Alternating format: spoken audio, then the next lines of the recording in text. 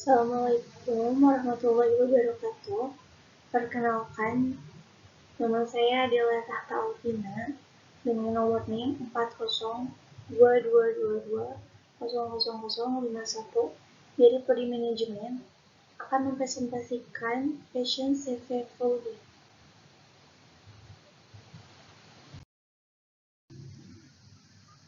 Yang pertama ada agenda pembahasan.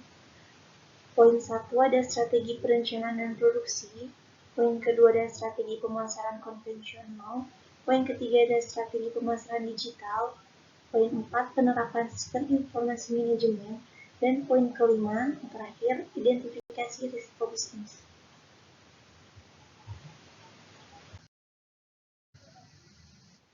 Yang pertama, strategi perencanaan produksi.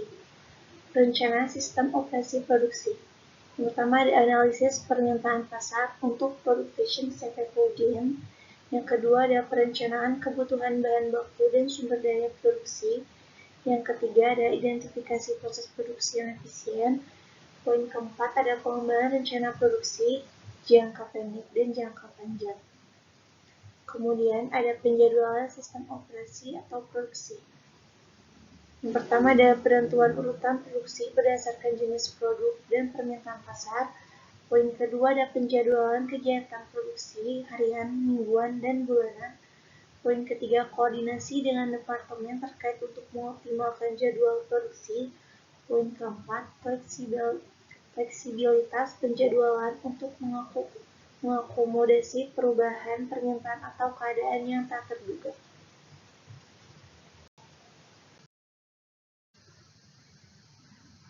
Yang terakhir dari strategi perencanaan dan produksi CV Folding adalah pengendalian sistem operasi atau produksi. Yang pertama ada implementasi metode pengendalian kualitas selama proses produksi. Poin kedua pemantauan performa produksi secara berkala. Poin ketiga evaluasi dan perbaikan berkelanjutan terhadap proses produksi.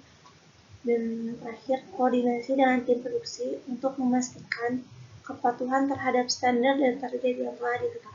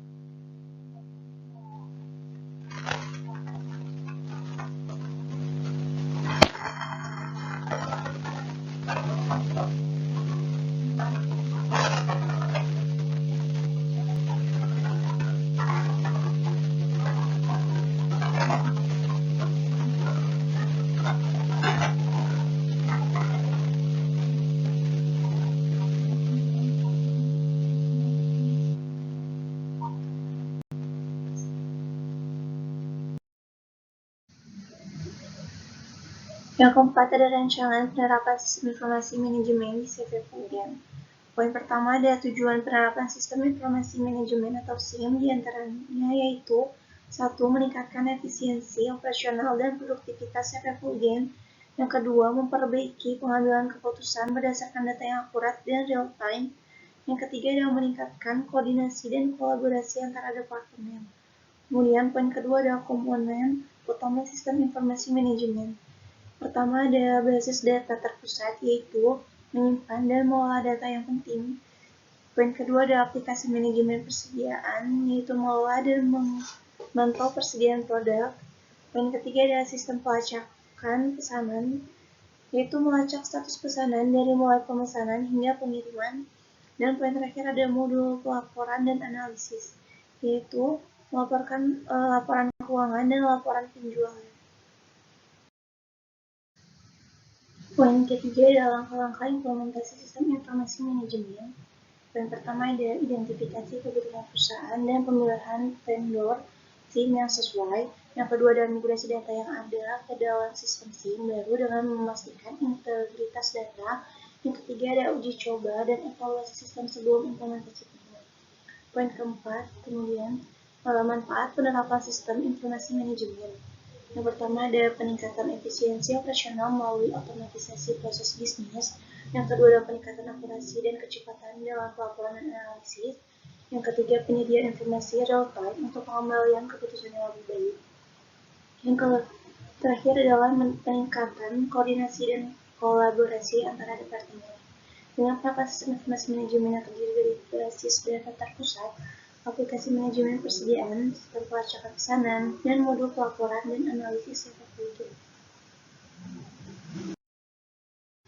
Kemudian kelima ada identifikasi risiko bisnis. Yang pertama risiko strategis dalam industri fashion.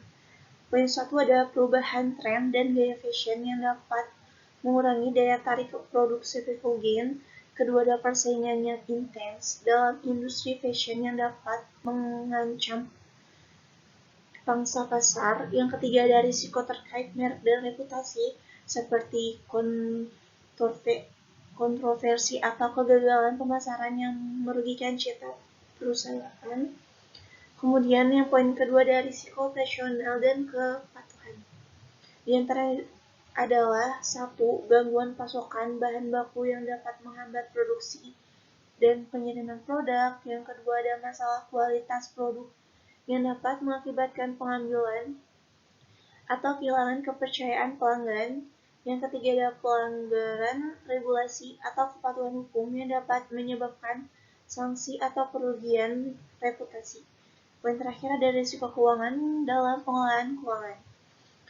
Yang pertama ada fluktuasi harga bahan baku yang dapat mempengaruhi biaya produksi.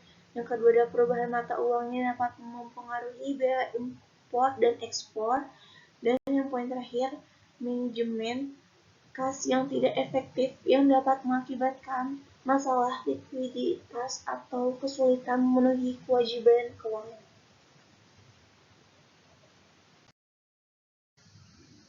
Kemudian poin terakhir adalah langkah-langkah pengelolaan risiko, yaitu diantaranya adalah 1. Menganalisis dan mengidentifikasi risiko yang spesifik bagi Sevefogen.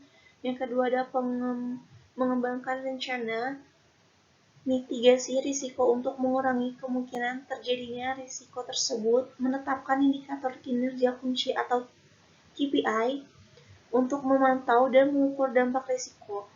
Poin terakhir ada melibatkan tim manajemen dan karyawan dalam pemantauan dan penanganan risiko secara proaktif. Kesimpulannya adalah Sevefogen sedang mempersiapkan pembukaan cabang baru di Kota Bandung. Melalui strategi pemasaran konvensional dan digital, perusahaan dapat memperluas jangkauan dan meningkatkan kesadaran merek. Penerapan sistem informasi manajemen akan meningkatkan pengelolaan inventaris dan pengambilan keputusan yang lebih baik. Penting untuk mengidentifikasi dan mengelola risiko strategis, operasional, kepatuhan, dan keuangan. Dengan menjalankan strategi-strategi ini, Sevefogen dapat mencapai kesuksesan dalam ekspansi ke Kota Bandung.